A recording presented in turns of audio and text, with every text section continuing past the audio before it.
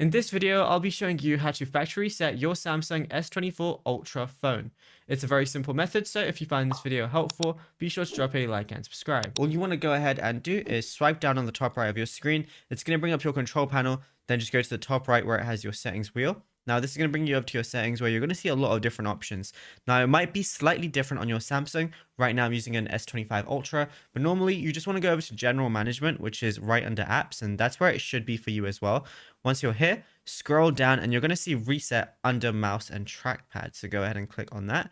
Now, it's going to say before resetting your phone, back up your data to Samsung Cloud or an external storage device. You can restore your data after resetting.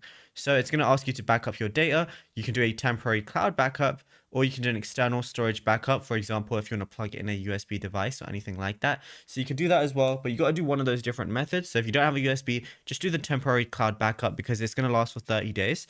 And then after that, it's going to allow you to reset your settings, mobile network settings, Wi-Fi and Bluetooth, accessibility, or right at the bottom, you're going to see factory data reset. But like I said, you have to do a backup before you go ahead and do that. And yeah, that's it. Then you'll be good to go. Then your phone's going to be like new whenever you do your factory data reset. And it's as simple as that. Now, if you found this video helpful, be sure to drop a like and subscribe.